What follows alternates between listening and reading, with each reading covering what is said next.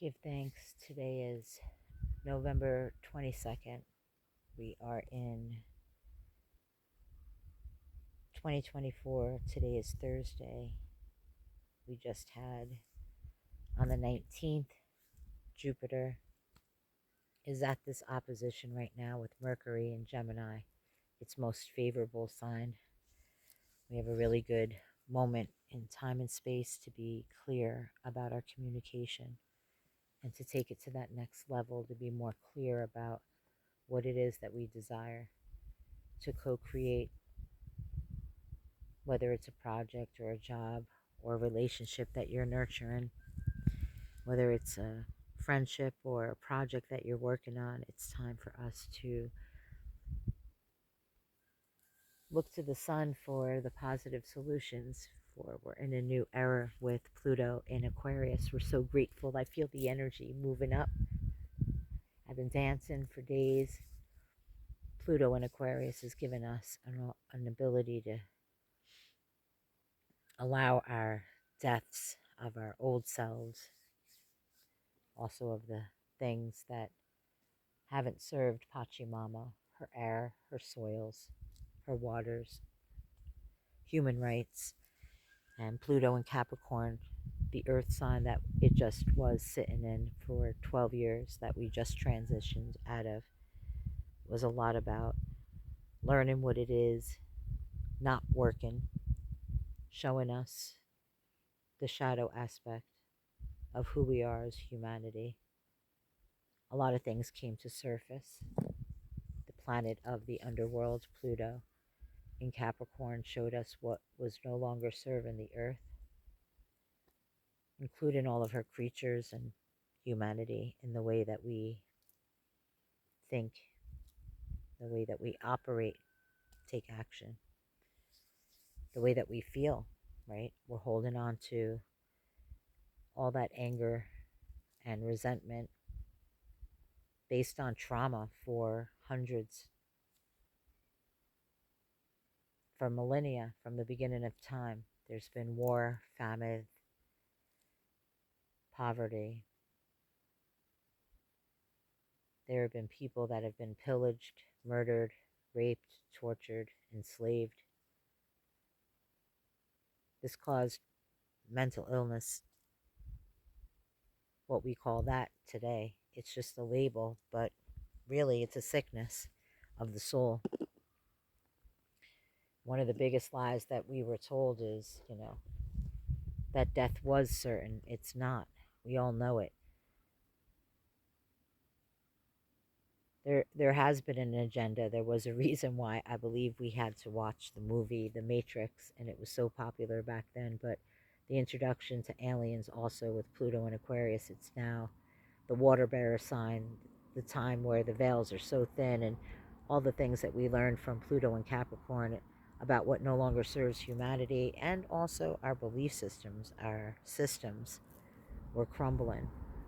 I was like one of the prophets that went out there in 2012 when I got sober, headlong with the transformational music and art festivals, and really grateful to learn from a lot of the indigenous ones, from the earth ceremonies to becoming a real activist and an advocate for Pachamama and her rights, whether it was protecting her water, for we are water, water is light. We want to protect our sacred waters from the pipelines, right? When you wake up, as we all have in this last 12-year decade, 20-year decade, 20 years, 2 decades, we've had this influence of like really clearing up and bringing up the shadow, the trauma, the things that you might say cause mental illness and addiction and separation, the dysfunctions of families, It's been passed down from generation to generation. And as I've traveled around North America since I was really young, I lost my mom. I want to say thank you, Josephine Francis Saldivar de Giorgio, and my father, Albert Richard de Giorgio. I'm so grateful. But I was born on October 22nd, 1971, in Suffern, New York. And I say this because where each one of us was born tells a story. There's a vibration and a frequency in every number and every name and every city and every relationship and every name of every partner. And it all tells a story. There's an unraveling. That's the hero's journey, not just healing thyself, but getting to know thyself. And in the beginning of time, I was born in Suffern on October 22nd at 12:18 a.m. at the mid of night in the dark, backwards, and I had 2 broken ribs. My first breath on earth was a scream and holler and pain. And it did dawn on me as a child, because I was born into this world a little bit different than everybody else. It took me a while to just acknowledge that I am different. Not just I'm neurodivergent because I've suffered a lot of trauma, but I've been connected since I was a child, talking to God. And when I lost my mother at the age of 9, I used that connection with God to talk in nature and go for walks and look to the sky, the cloud beings, the sun. I'd look to the trees and hug them and cry on the rocks, the boulders, I'd squeeze them. I've thrown myself belly down several times. Right now, I'm actually show you. This is what I've been doing since I was a child, but I am in a land of hagstones. They're really special stones that have the eye made out of mud clay. There's fossils all around here, but I created a sacred circle, as you can see. And I put all my medicine in the center. I burn the sage and I sit with the medicine. And, when I need to cry, I'll cry. But a lot of times I'll put my body down in the center of that circle. And I do it to release and to let go. And I've been guided since a child after my mom died, Look at those clouds right now. Look at that wisp, the angel. You see that? Wow.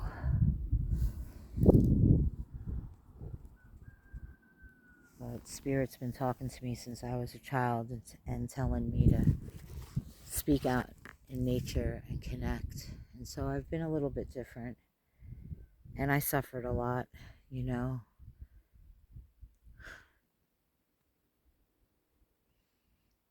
I'm actually here on this land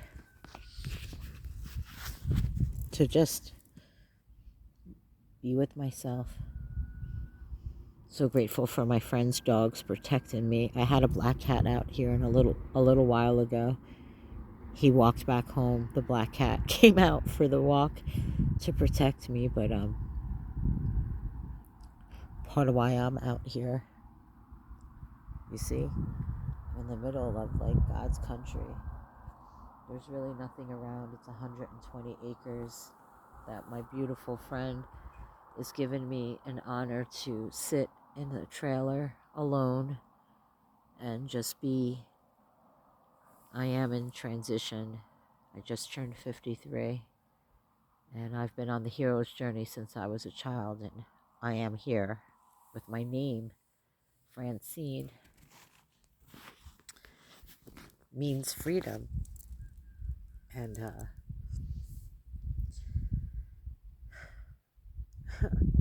I've had a vision since I was a kid, and I've been really connected to the pain and the suffering. When I lost my mom, I heard a voice at the age of 12 tell me, as I was talking to Creator, I was asked if I was waiting for somebody to save me, and I was, you know, looking out the bay window of my father's land. Like I would look through and up above the trees, from the second story of a two-story house in Valley Cottage, New York. And I heard Spirit tell me, nobody's coming to save you. If you want anything in this world, you're going to have to go and get it. So when I was like 13, I graduated from 8th grade, a parochial school for 8 years.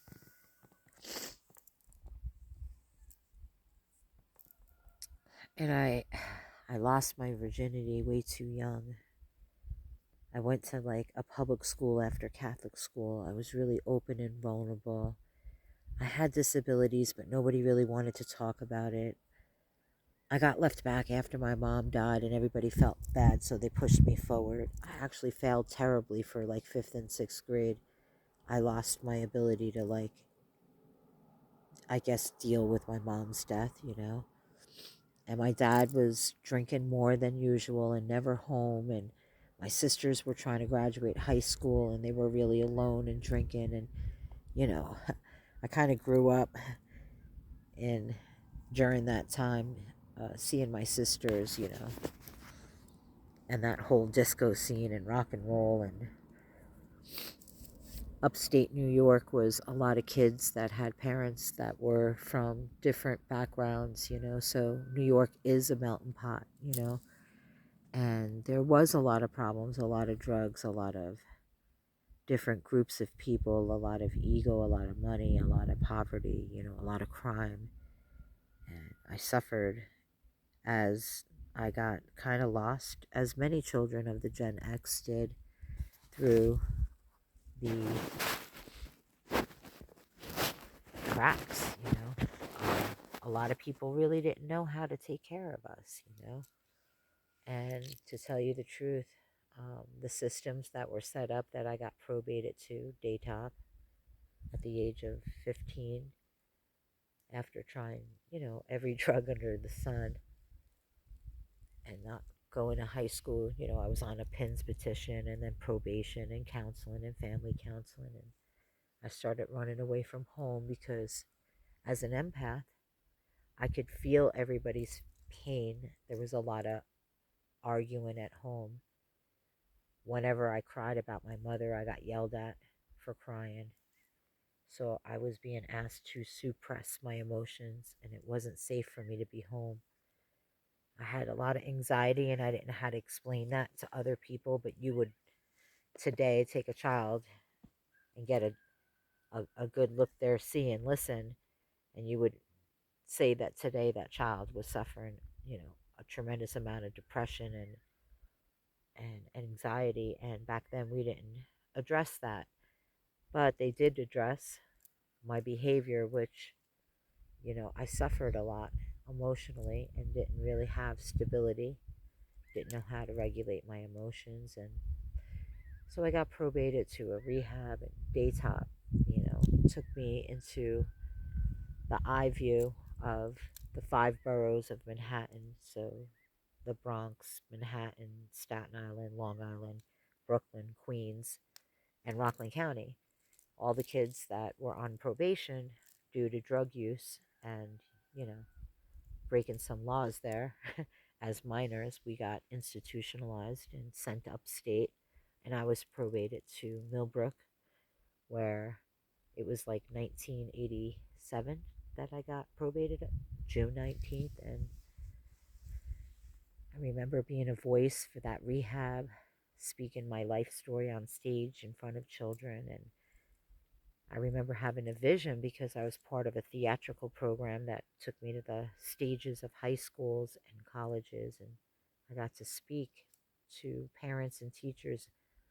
And I got to go to colleges and speak to the students there. And I'll never forget the impact that I would have as a heart speaker. So I might have not known how to put it all together, but whatever I said as a channel, looking back, at a really young age, I always had an impact with my voice. And no matter what I had gone through as a child, I believe I was born in suffering because I'm strong and I'm here to end human suffering. And so I've been a witness to experience also that which caused human suffering and separation within myself first, and then within the family and within the community and within looking at the systems that we were a part of, that today we talk about it as that was the old patriarchal systems that were being governed by the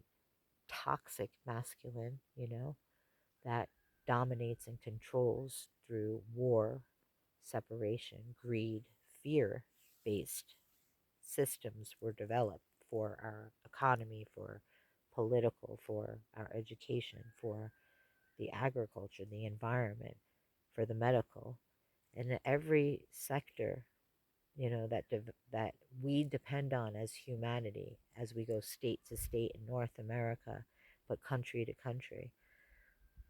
We want to be in more harmony with Gaia as well, Mother Earth, and a lot of the housing, the buildings itself are molded, cancerous. There's GMOs in our food that's cancerous, genetically modified food. Now we're going into the time of Aquarius with Pluto, so we have to be careful with AI and allowing that to dominate this world and paper cut everything. We're on a cosmic planet, Mother Earth, and we're being asked by all the indigenous people as well at this time, as we're shifting from that old patriarchal paradigm. We're shifting into the time of the divine feminine to be the voice to lead us out of that toxicity, to birth better systems that are more in line for Gaia, that don't have all those chemicals, and also the system in which I, was institutionalized is no longer even around. Back in 1989, Donald Trump donated some money to Daytop, and I was chosen out of a few hundred kids to gift him actually a golden airplane, a statue, as a memoir of thank you. So I remember sitting at the stage and Donald Trump was up and all these kids and the counselors were there. It was a big hoo ha. His limo brought him in, and he was at the time just the richest man in the world, right? Trump Towers. And here we were in New York City. And Daytop, I find out, is ran and was ran by the Bush and Reagan administration. And I don't know if you all know this now, but anybody of Gen X or the 60s or 50s were part of programs that caused psychological and spiritual warfare upon us through the brainwashing of certain, not ceremonies, but like I had to go through a 5 day uh, workshop. They called it a marathon, and they didn't give us food. I remember we weren't allowed to go to sleep, and they wanted us to hear what everybody had to say from the beginning of their life till now, which is a long story. So some of these kids that I was there with were, I think there was 13 of us kids, and it was a lot to not put us all in a room, and we had to sleep together.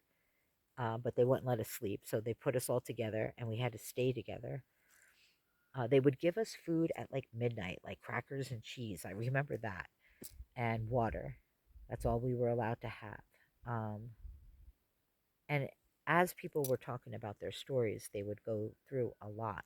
And at one point, the counselors would then start yelling at the person for certain things that they had done, like punishing them, reprimanding them, screaming at them was their method of psychological warfare. Anyway, long story short, back in those days, Trump may have not been aware of this and gave them 10 grand and put me on a helicopter when he heard that I might be one of the children that was, a resident there that might make a difference. He asked, who here out of all these kids might make a difference? John Finnemore, my dear friend John Iron, on Facebook is my counselor from the 1980s, and he's still here with us, and just recently contacted with me and let me know that he was the counselor that chose me um, to go to Donald Trump, and he put me on a helicopter to take me to 40th Street with Andrew Venegas, one other chosen kid.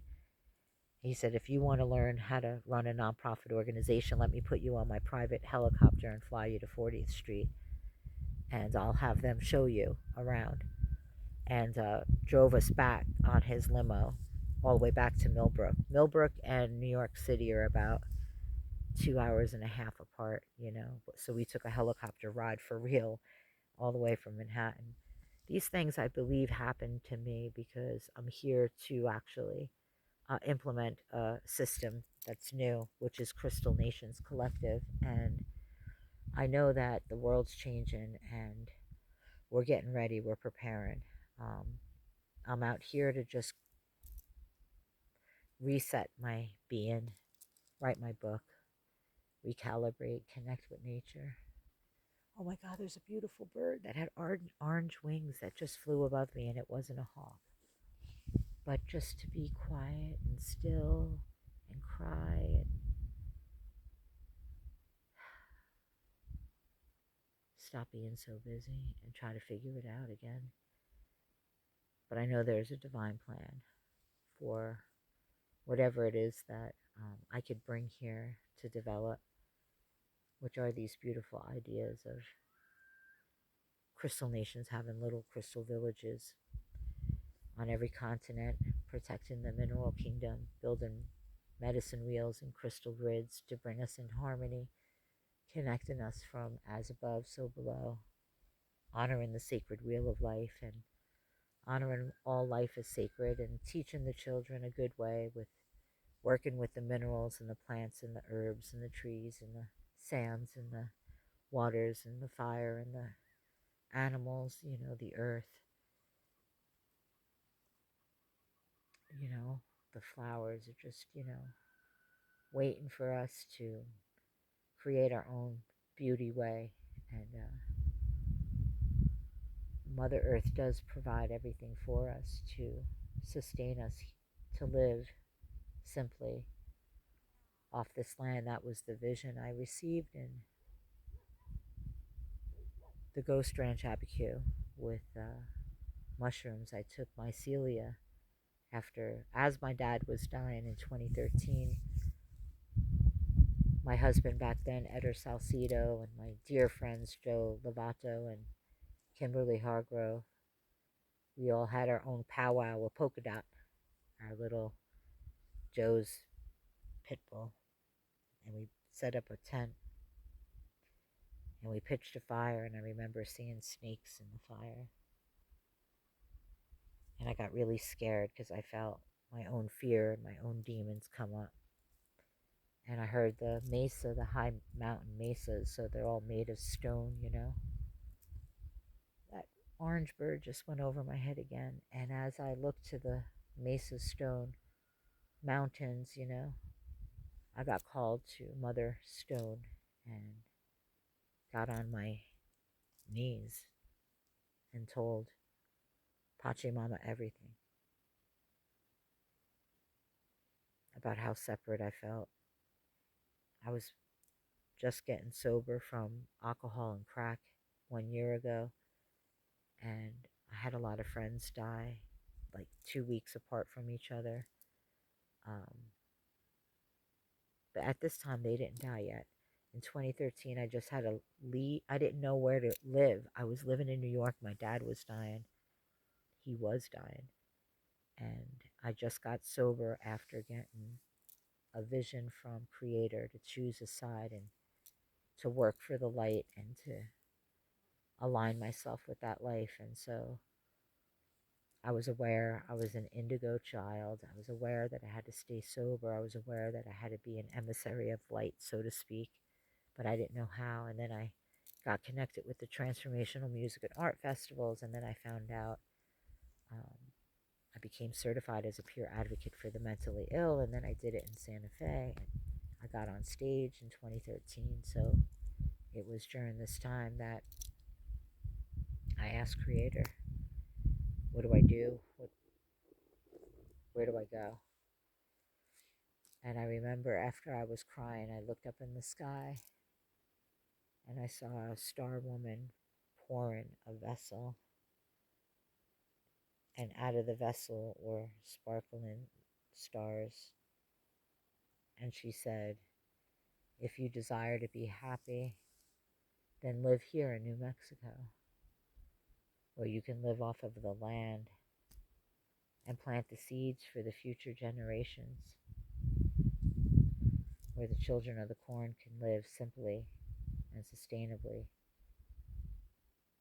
And I'm just really knowing that, as busy as this world gets, it's really good when you can just let your, you know,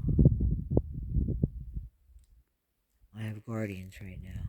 There's one over there, but you might not be able to see it. There he is. Doobie. Doobie. There he is. Oh, no. But they're just protectors. Just protectors. Allah. And so it is, great creator. I'm so grateful for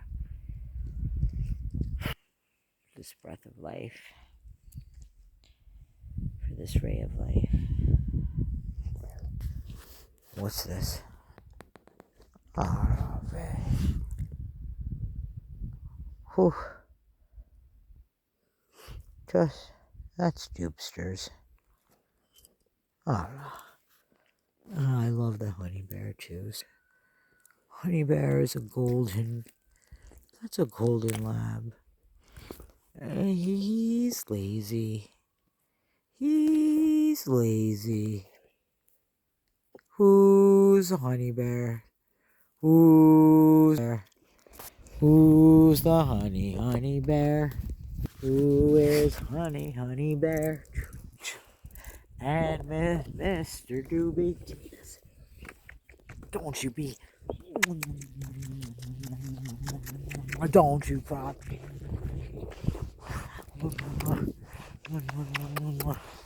Oh my goodness, is this puppy love or what? I got bombarded. Oh, man. Anyway. Because we're just two peas in a pod. Just two peas in a pod. And excuse me. Uh-oh. Oh, man. Who's in the sacred circle now? Oh. Two puppies in the sacred circle. Oh. Oh.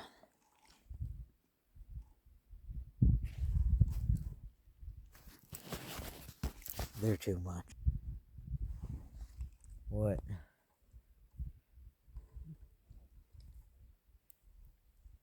That's Honey Bear. He's just so cute. He just wants belly. Trust me.